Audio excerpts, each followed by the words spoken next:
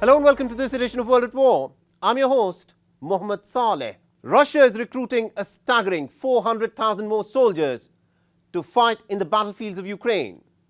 After Yevgeny Prigozhin's statement that Russia must declare victory and focus on consolidating the gains that it has made so far, it was being speculated that war fatigue may have now begun to hit even the most committed ranks of the Russian army.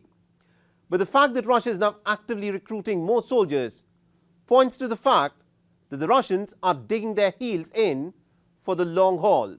On the 21st of April, Ukrainian capital Kyiv woke up to a barrage of drone strikes from Russia. So where is this bruising war in Europe heading to? And why is Russia looking to pump another 400,000 soldiers into the battlefields of Ukraine? Our next report gets you the details. This video, released by the Russian Defense Ministry, asking real men to step up to fight for Mother Russia in Ukraine, is a statement of intent. Russia has managed to control and annex over 20% of Ukrainian land. And now, Russia is all set to pour another 400,000 soldiers into the Ukrainian war theatre. For those who expected that the war fatigue has now begun to set in, and that the warring sides, who have thrown everything in the kitchen sink at each other, will soon sit at a negotiating table, this is the clearest reminder that this war may not end at a negotiating table.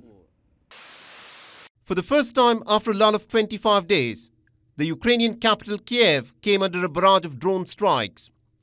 Air raid sirens rang out.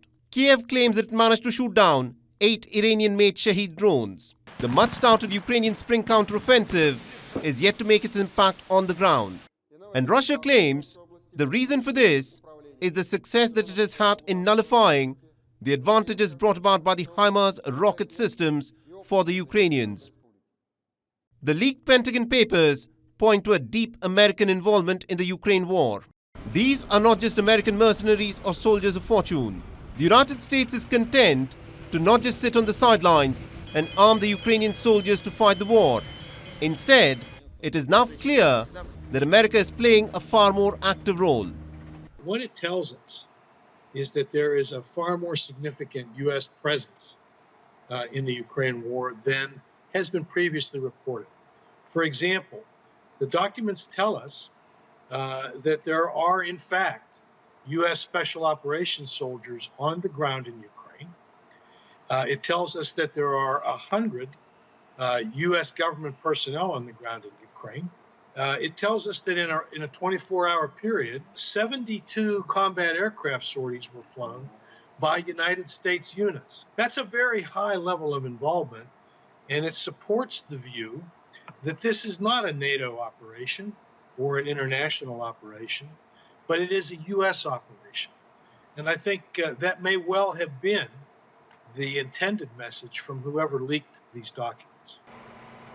The United States this week delivered the surface-to-air Patriot missile defense systems, while Germany has also delivered the second batch of its IRIS-T air defense systems that it promised last year.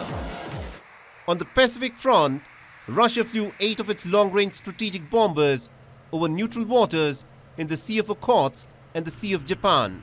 According to Russia's Defense Minister Sergei Shoigu, the reason why Russia's Pacific Fleet is on high alert is due to a threat it perceives on its eastern front.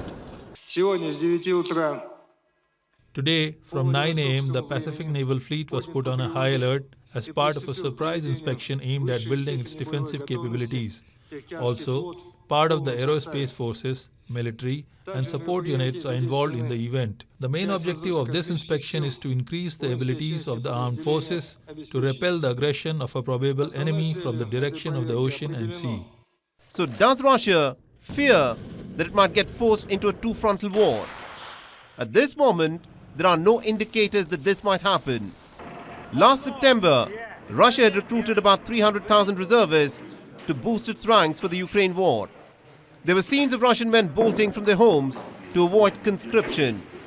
Neither Russia nor Ukraine are officially declaring the number of casualties sustained by them in this meat grinder of a conflict. But what is clear is that with this new wave of recruitment, Russia is looking to fight a war not just for the foreseeable future, but for years to come.